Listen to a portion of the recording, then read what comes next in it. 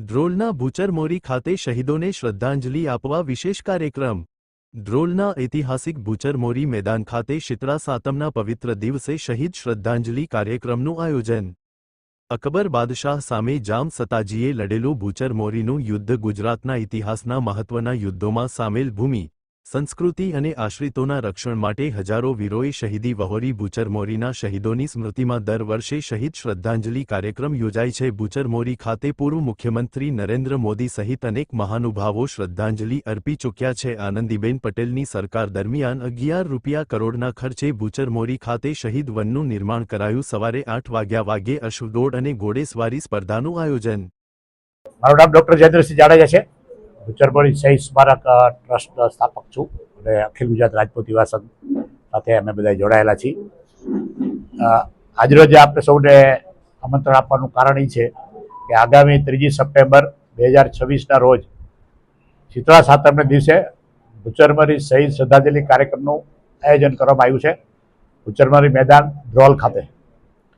જે ભૂચરમોરી યુદ્ધ છે, જે પ્રસિદ્ધ યુદ્ધ છે, આપ જો જાણો છો, અકબર બાદશાહ સામે જામ સતાજીએ યુદ્ધ કરેલું one of the biggest battle in history of Gujarat છે અને એમાં હજારો શહીદો આ ભૂમિની રક્ષા અને સંસ્કૃતિની રક્ષા માટે, આશ્રયધર્મની રક્ષા માટે થઈને શહીદ થયેલા। અને આજે મહત્વ છે એ તરફથી છે ગુજરાતના તમામ મુખ્યમંત્રીઓ અહીંયા શહીદોને પ્રણામ કરવા આવેલા છે। માનનીય નરેન્દ્રભાઈ મોદી પણ 2 વખત આવેલા છે, 2004 અને 2007માં। અને માનનીય આનંદીબેન હતા મુખ્યમંત્રી ત્યારે એમને સરકાર તરફથી ₹11 કરોડ ખર્ચ કરીને શહીદ વનનું નિર્માણ કરેલું છે ભૂચરમોરી મેદાન ઉપર।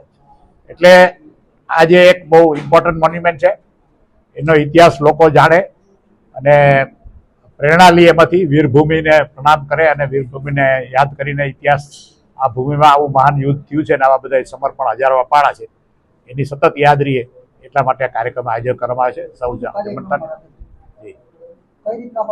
કાર્યક્રમ છે સવારે 8 વાગે અશ્વ સ્પર્ધા છે, ઘોડેસવારી સ્પર્ધા સતત 25 વર્ષથી નિયમિત રીતે યોજાય છે અને એમાં 50થી વધારે અશ્વો ભાગ લે છે અને બહુ જોવા એમાં 15 થી 20 હજાર લોકો આમ પ્રજા જોવા આવે છે।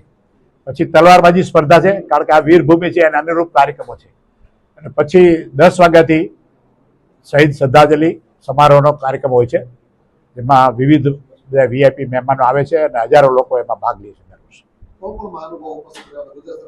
આ વખતે માનનીય શ્રી રીવાબા જાડેજા, માનનીય શ્રી સંજયસિંહ મૈડા, જે મંત્રીશ્રીઓ છે, આવવાના છે। સંસદ સભ્ય શ્રી કેસરી દેવસિંહ, પૂર્વ મંત્રી શ્રી ધર્મેન્દ્રસિંહ યાકુબા, એ બધાએ અત્યારે કન્ફર્મ કર્યું છે। એ સિવાયનું પણ 2-4 દિવસમાં ફાઇનલ થશે, કોઈ આવશે તો।